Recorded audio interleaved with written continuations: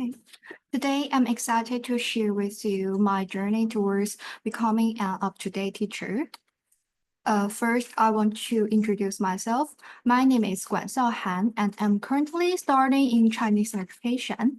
As an educator, I hope to use what I have learned in the university to enrich my teaching resources to meet the learning needs of different students.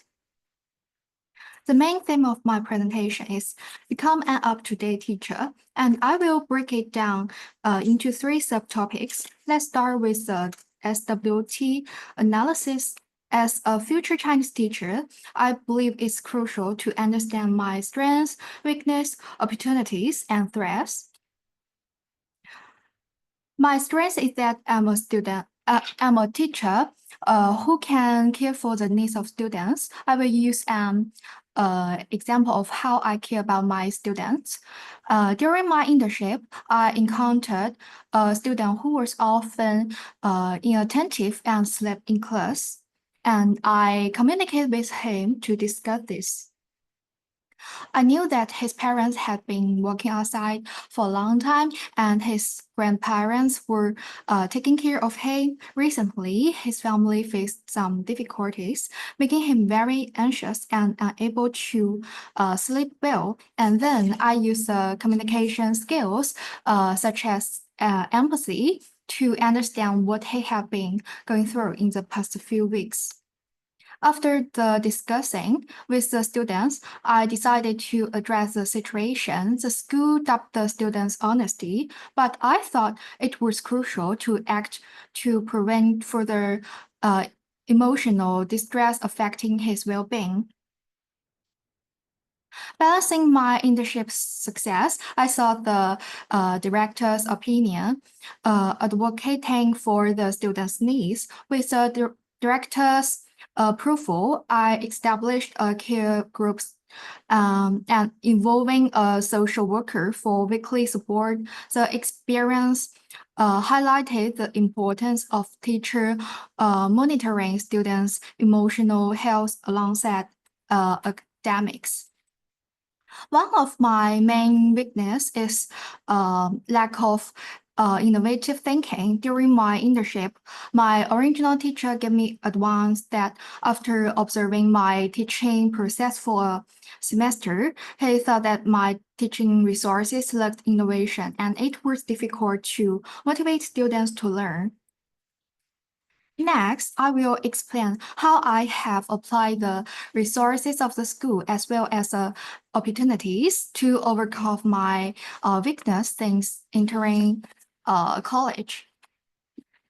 The exchange activities outside Hong Kong broadened my horizons and gave me more inspiration for innovative teaching resources. Field trips to museum teaching resources in Beijing, Shanghai, Xi'an, and Nanjing depend on my understanding of VR technology teaching resources.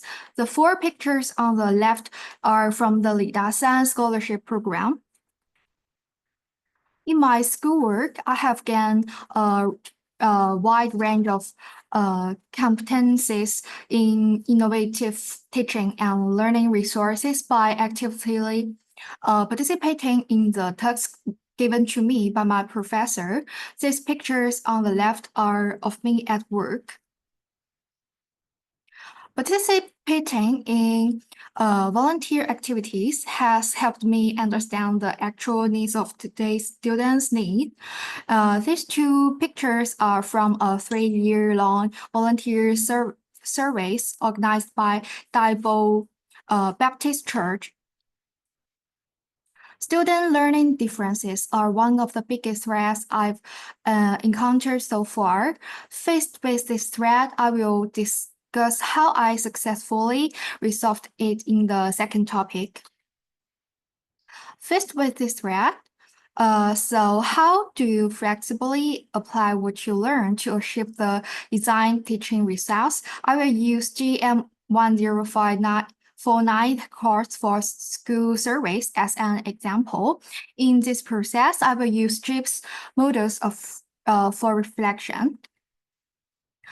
This activity required us to design Asian poetry learning activities in school. I set up different level of worksheet for students to complete in class, but my lesson didn't meet the learning needs of the students. Most of the students thought my instructional design was boring and lacked motivation to learn.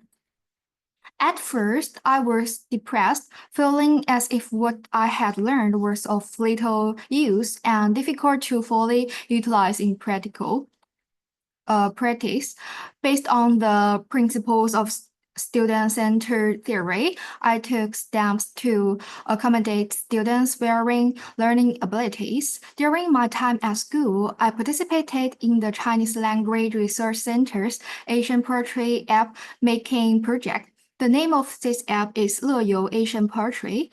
I thought that this app fits our teaching goal very well, so I decided to use 乐游 Asian Poetry app as a main teaching resource so that students can learn the Asian poetry according to their own needs and then be assessed. I've noticed a significant improvement in student response and more student engagement in the classroom after using it. And this is my short-term action, is continue using the 乐游 Asian Poetry app as a main teaching resource, and my long-term action is focused on developing students' deeper interest and autonomy in learning. Let's move on to the last topic, the future action plan. In my future action plan, I will proceed it in two directions. The first is to maintain the strengths I currently have, and the second is I plan to make some new teaching resources. First, I will maintain my moral responsibility and continue to work on my caring character strengths in my volunteer activities. This is a 2021 to 2024 volunteer program. This program allows us to accompany students from low-income class families in Daibo to grow with them and help them discover their potential. Here are some photos from our meetings. The program is over for this year, but I've signed up to volunteer for the next 3-year program. And the scholarship. During my 4 years of hard work, I received several scholarships. I will continue to work hard to earn more honors and try to graduate with first honors. And the enhancement of skill through participation in school activities as well as work. For example, helping professors write textbook, creating resources for learning Asian poetry, and creating posters. This is a value education textbook that I helped teacher develop. And here are 50 songs based on Asian poems that I have written and performed on the 乐游 Poetry app. These are the conference posters I produced for a number of important lectures at U.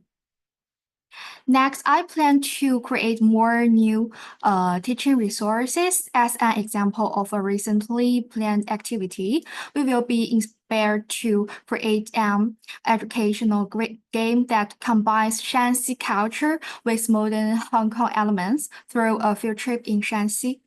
In conclusion, become an up-to-date teacher is a continuous journey of self-improvement and innovation. I'm committed to enriching my teaching resources and finding methods that are up to date to the learning needs of different students and motivate them to learn. That's all. Thanks for your attention. Thank you.